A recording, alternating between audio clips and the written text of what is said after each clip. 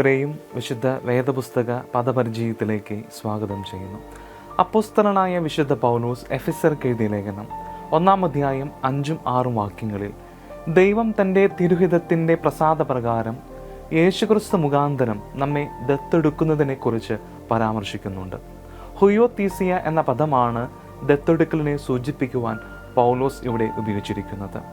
Adoption as a son in to the divine family, അഥവാ ദൈവിക കുടുംബത്തിലെ അംഗമാണെന്ന സ്ഥിരീകരണമാണ് ഈ ദത്തെടുക്കൽ എന്ന പദത്തെ നാം മനസ്സിലാക്കുമ്പോൾ നമുക്ക് ലഭിക്കുന്നത്.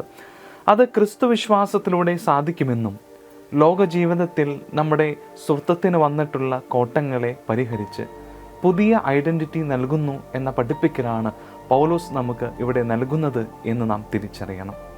നഷ്ടപ്പെട്ട സ്വാതന്ത്ര്യവും ആത്മാഭിമാനവും തിരിച്ചു പിടിക്കുക കൂടിയാണ് ഈ വാക്യത്തിൻ്റെ രാഷ്ട്രീയമെന്നും നാം മനസ്സിലാക്കണം.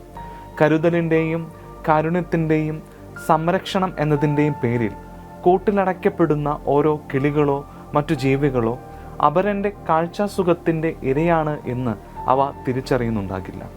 കൂടിനകത്ത് ഇടുന്നവർ സംരക്ഷകരല്ല, ചിലരെങ്കിലും സമ്പാദകരാണ്, പ്രദർശിപ്പിച്ച് പണം സമ്പാദിക്കുന്നവർ. അതുകൊണ്ട് നാം സ്വയം സൃഷ്ടിച്ച കൂടുകൾക്കുള്ളിൽ അകപ്പെട്ടിട്ടുണ്ടോ എന്ന് പരിശോധിക്കുന്നത് നല്ലതായിരിക്കും. നിബന്ധനകൾ മുൻനിർത്തിയുള്ള ബന്ധങ്ങളും മറ്റുള്ളവരെ പരിഗണിക്ക പോലുമില്ലാതെ സ്വന്തം ഇഷ്ടങ്ങളിലൂടെ മാത്രം നയിക്കുന്നതും കൂടൊരുക്കുന്നവരുടെ സവിശേഷതകളാണ്. അകപ്പെട്ടുപോയ ആവാസ വ്യവസ്ഥയിലാണോ അർഹിക്കുന്ന ആവാസ വ്യവസ്ഥയിലാണോ ജീവിക്കുന്നത് എന്ന് നാം സ്വയം പരിശോധിക്കുന്നത് നല്ലതായിരിക്കും. ആഗ്രഹിക്കാത്ത അവസ്ഥകളോടും വ്യവസ്ഥകളോടും ആദ്യകാലങ്ങളിൽ തന്നെ അനിഷ്ടവും പ്രതിരോധവും തീർത്തില്ല എങ്കിൽ പിന്നീട് അടിമത്തമായി മാറുകയും ചെയ്യും. ആരാണെന്നും ആരായി തീരുവാൻ ശേഷിയുണ്ടെന്നും തിരിച്ചറിയാതെ ആരുമാകാതെ അവസാനിക്കുന്ന ജീവിതങ്ങളായിട്ട് നാം തീരേണ്ടി വരും.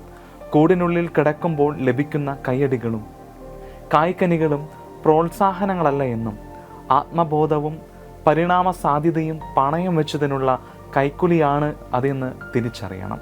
യഥാർത്ഥ പ്രോത്സാഹനങ്ങൾ തടവറകളിൽ നിന്നും പുറത്തു കടക്കുവാനുള്ള ആവേശം പകരും എന്ന് നാം മനസ്സിലാക്കണം.